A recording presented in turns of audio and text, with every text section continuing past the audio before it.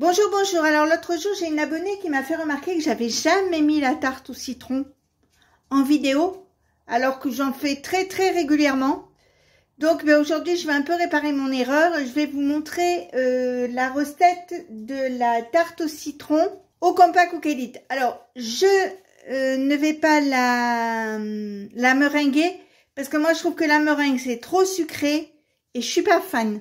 Je commence par prendre la lèche frite de mon four. Je mets un moule à l'intérieur. Alors moi, je prends une pâte industrielle, mais vous pouvez faire une pâte. Je vous mettrai les liens vers plusieurs recettes de pâtes et vous pourrez choisir celle que vous voulez. Alors je me suis trompée, j'ai acheté une carrée au lieu d'une ronde, mais ça change pas grand chose. Donc je vais bien mettre ma pâte au bord. Comme ceci.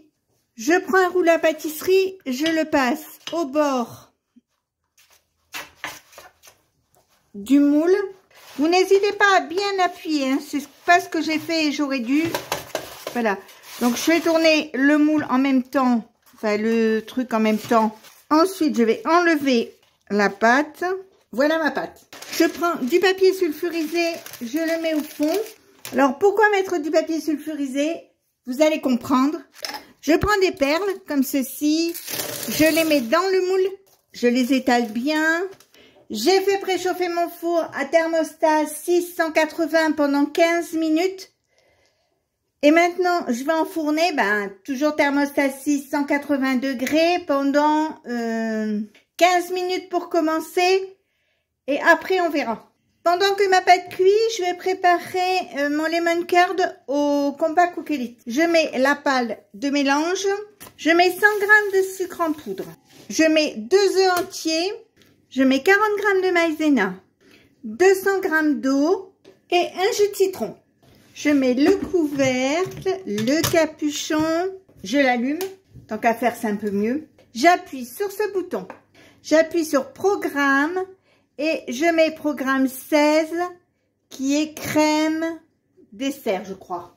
Oui, c'est ça, crème dessert. Donc, vous voyez, 10 minutes, 90 degrés, vitesse 3. Je mets en route et on se retrouve dans 10 minutes. Quand la crème est arrêtée, je vais l'ouvrir, regardez. Donc, vous voyez, elle est belle. Je l'ai goûtée, elle a un bon goût de citron. Je vais retirer le bol, le mettre à côté et je vais la laisser refroidir pendant la fin de la cuisson de la pâte.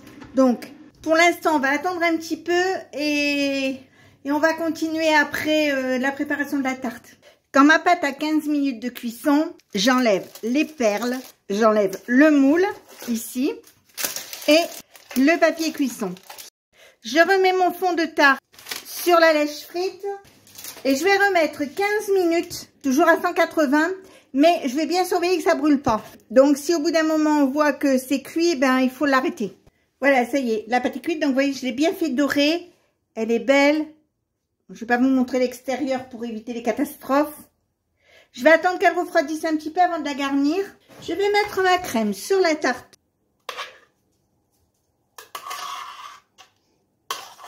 Je vais l'étaler.